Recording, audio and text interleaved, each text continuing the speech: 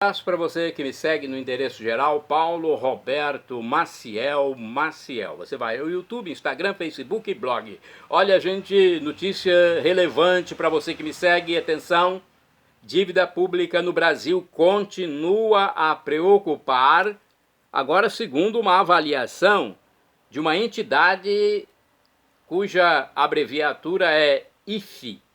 Vamos ver aqui? A instituição fiscal independente, cuja sigla é IFE, em seu relatório de acompanhamento fiscal, o RAF, de fevereiro de 2026, divulgado dia 26 de fevereiro também, diz que o ano no Brasil começou sem expectativa de grandes turbulências ou de medidas heróicas na política econômica. Então, não tem nenhuma medida aí de impacto na questão para resolver a política econômica, é o que dá a entender. De acordo com o documento que avalia as contas públicas e o cenário econômico de 2026, a meta é mais modesta: buscar um déficit primário zero, usando as margens de tolerância previstas no tal arcabouço fiscal. Margens de tolerância. E as exclusões também permitidas pela legislação. Então vamos fazer aí essas coisas. Margem de tolerância e exclusões permitidas. A IFE adverte que o principal foco de preocupação continua sendo a dívida pública. A instituição fiscal avalia que o país precisaria gerar um superávit primário superior a 2% do produto interno bruto, o PIB, para interromper o crescimento da dívida e mudar o perfil dos gastos públicos, ampliando investimentos em infraestrutura, ciência e tecnologia. Essa agenda, no entanto, deve ficar para 2027, já que reformas estruturais profundas costumam enfrentar mais resistência em anos eleitorais. Olha, o governo vai, segundo a IFE, tentar controlar a trajetória de algumas despesas, buscando fontes de arrecadação para fazer frente aos gastos. Meu Deus do céu, será que vão buscar mais impostos?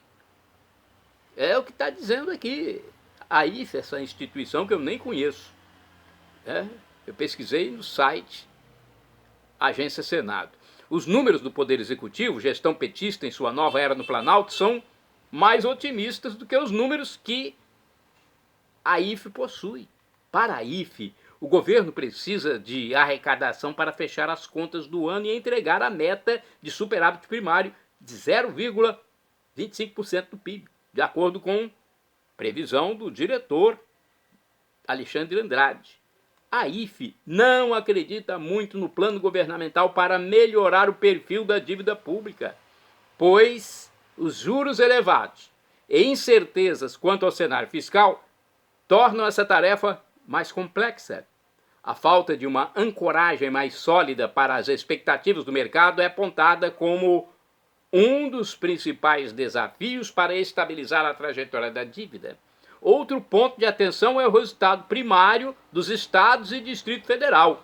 Em 2025, o superávit caiu para 0,04% do PIB, refletindo o crescimento real das despesas, acima do aumento das receitas.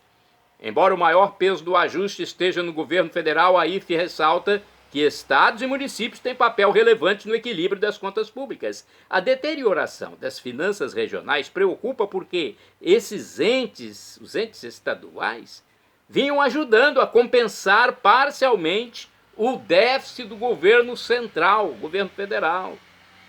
Andrade diz que o aumento das despesas com pessoal acende o sinal de alerta, porque essas despesas são obrigatórias, de caráter continuado.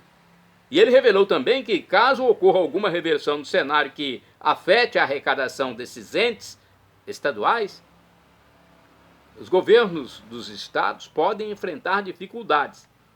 E há um risco que a IFE aponta neste ano deve ocorrer uma desaceleração da atividade econômica, o que afetaria a arrecadação dos estados. Em outra fala, o dirigente aí da IFE alertou que o governo utiliza o imposto de importação também com fins regulatórios, assim como o imposto sobre operações financeiras, IOF, primeiro para equilibrar um pouco a balança comercial desses bens e, em segundo lugar, para conseguir fontes de arrecadação, tendo em vista que o governo precisa de novas fontes de receita para fechar a meta de resultado primário fixada na Lei de Diretrizes Orçamentárias LDO.